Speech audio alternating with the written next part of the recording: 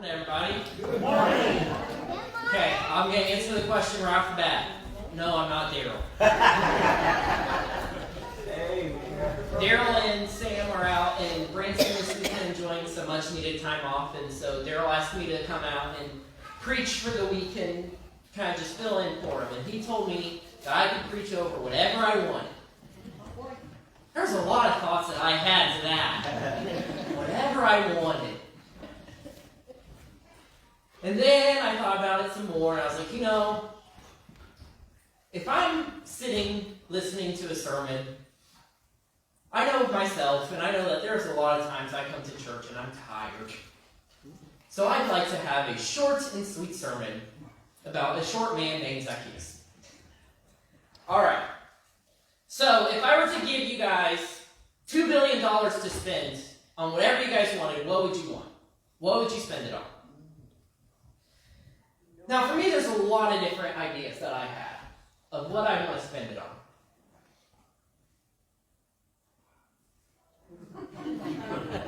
Could get my own personal jet, my own mansion, or, recently I've been listening to I Bought a Zoo on Audible, and I was like, that'd be fun. That'd be fun to have your own zoo that you can just call your own and take the kids whenever you want. There's a lot of stuff I do with all that money. But there's also a lot of stuff I wouldn't do with all that money. If I had $2 billion, I really don't see myself giving it to people who aren't in my life anymore, like, ex-girlfriends that I've had who no longer talk to me because I did something wrong, apparently. Or, the family members in my life who don't talk anymore because, there was a falling out or whatever happened, or whoever else I might have in my life that I just don't talk to anymore. I would not give those people any of my $2 billion, because why would I want to? It just doesn't sound like that would be something I want to do. Today we are going to go over a short story in the Bible about a short man named Zacchaeus. So let's all start together by turning to Luke 19, verses 1 through 10. Now, while you guys are turning there, I also am putting it up on the screen for those of us who forgot our Bibles, like I do a lot of times. So, starting off in Luke 19, verses 1 through 6, it says, Jesus entered Jericho and was passing through. A man was there by the name of Zacchaeus. He was a chief tax collector, and he was wealthy. He wanted to see who Jesus was because being a short man, he could not. But being a short man, he could not because of the crowd. So he ran ahead and climbed a sycamore fig tree to see him, since Jesus was coming that way. When Jesus reached the spot, he looked up and said to him, Zacchaeus, come down immediately. I must stay at your house today. In this section of verses, we are introduced to Zacchaeus. We learn that Zacchaeus is a tax collector, which means that no doubt he has a lot of money. Zacchaeus also, we learn, wants to see Jesus. He wants to meet Jesus. Why this is the case, we don't know. But it's obvious that Zacchaeus wants to see Jesus and is very intent on seeing Jesus. It's not like Zacchaeus kind of wants to go see Jesus, like how, I would kind of like to go see an NFL preseason game, but if I don't go see a preseason game, it's preseason. Who cares? But no, Zacchaeus is intent on seeing Jesus. He needs to see Jesus, and he's so intent on seeing Jesus that he goes out and he runs ahead of the crowd and climbs up this big sycamore tree. Now this is something that really is actually interesting. Because whenever you take the time to think about it, Zacchaeus' action of running and climbing up this tree is really undignified. By Zacchaeus running ahead and trying to climb this tree, he's looking at all those people around him who look up to him and more likely seeing them laugh at him. Because in this culture, it was very undignified for higher-ups, such as chief tax collectors, to go about running around or climbing trees. I mean, think about it in today's society. When's the last time we saw Trump or Biden during their tenure running outside and climbing up trees? It's not something you see because, well, it seems childish and undignified. But Zacchaeus is intent and needs to see Jesus. So he recognized that while it may look stupid and odd, it may be undignified to go running and climbing a tree, he needs to see Jesus. So he humbles himself and he swallows up all the pride he might have in that moment. Zacchaeus puts away his pride by climbing up this sycamore tree, by running ahead, and he ignores any of the criticism that he may receive. Now, oddly enough, and you're going to have to bear with me because it might seem odd at first, this reminds me about a show that I have fond memories of called The Beverly Hillbillies. For those of you who don't know what the show is about, basically what it's about is it is this group of hillbillies, this old family. You got Jed Clampett, Granny, their niece and nephew, a whole family. And they start off, and they're living out in the old hills of the Ozarks, I believe. They're living out here, and they don't have nothing. They don't have squiddly squat. Then one day, Jed Clampett gets lucky and strikes oil. And they become millionaires. They move out to the Beverly Hills and get this nice old mansion and have no clue what to do with it. Throughout the course of the show, we see so many hilarious interactions of these hillbillies having no clue what to do. Oftentimes, they're going about eating and drinking wine at dinner parties with these very, very fabulous rich people. And tromping in with old cowboy boots that are all muddied up and messing up the carpet. Throughout the show, there are so many times where we see this recurring theme that while we may look stupid, it's important to just be yourself and not care about what others may think. The Clampetts always go out, and while they may look stupid out doing whatever they're doing, they don't care what other people think, and they do what is most important and stay true to themselves. And I have to wonder sometimes, how often do we humble ourselves and just stay true to who we are as Christians? How often do we go about and think about what we are doing through the lens of, is this what I should be doing? Is this who I am? Or do we too often just fall to peer pressure? I can think of countless times for myself where, I go out to a family meal and some of my family isn't Christian. So we go down and we sit down, we're getting ready to eat, and everyone starts chowing down on their food, eating it all up. And then I think to myself, we didn't say grace, did we? So what do I do there? Do I take the time myself to say a prayer and say grace before I eat? Or do I kind of just ignore the tug and just go along, eat the meal, and not take the time to thank God for the food that was provided? How are you going through life? And are you falling to peer pressure? Or are you staying true to who you are? Are you humbling yourself? Sometimes it may take you getting a bit of crap, but it's most important for us to stay true to ourselves and put aside that pride that we might have if we don't try to be ourselves and just fit in with the crowd. Next section of verses we have is verses 7 through 10. When the people saw this, they all began to complain, saying, "He has gone in to be the guest of a man who is a sinner." But Zacchaeus stopped and said to the Lord, "Behold, Lord, half of my possessions I am giving to the poor, and if I have extorted anything from anyone, I am giving back 4 times as much." And Jesus said to him, Today salvation has come to this house because he too is a son of Abraham. For the Son of Man has come to seek and save that was lost. So you guys remember how at the start I said that because Zacchaeus was a tax collector, meant that he was more likely rich. Another thing that happens because he's a tax collector is he's not well liked by a lot of people. You see, in this time, tax collectors were seen as sinners by the public. And not just that, all of us are sinners. No.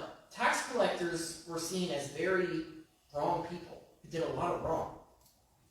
And this is because what tax collectors would do is they go out and they wouldn't just collect your taxes from you. No, what they do is they go and collect your taxes and then some.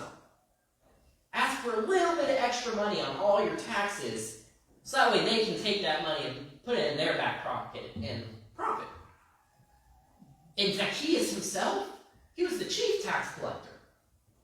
So he's not just taking the money from those around him as a regular tax collector. No, he's the top of the food chain. He's probably seen as the worst of them all and taking money from the tax collectors themselves. It's pretty easy to understand why tax collectors were seen as sinners. This is why people are upset that Zacchaeus, of all people, the chief tax collector, the man who cheats us out of all of our money, Jesus is going to go sit and have lunch with them. You know, that'd be like nowadays we see Jesus going and having a meal with the IRS after they take off a boatload of our money. We don't like it. The people don't like that Zacchaeus is going and having lunch. But Zacchaeus also recognizes that he has done wrong. You see, Zacchaeus doesn't just respond to Jesus and saying, hey, sweet, let's go get our food. First, before they even go and eat with Jesus, Zacchaeus stands up and says, I will give half of my possessions to the poor, and if I have cheated anybody out of anything, I will pay back 4 times the amount. Zacchaeus goes out, and he recognizes, hey, I screwed up. I have cheated a lot of people out of a lot of money. But you know what? I'm going to make it right. And he goes out, and he does exactly what he says he's going to do. And he pays back all the people who he has hurt and he doesn't talk to. Think of all the people in your lives who you might have hurt. All the people who you maybe don't talk to anymore. All the people in our lives who we've distanced ourselves from. Now think about giving them a whole bunch of money. Why? Just because I hurt you and I want to make it better.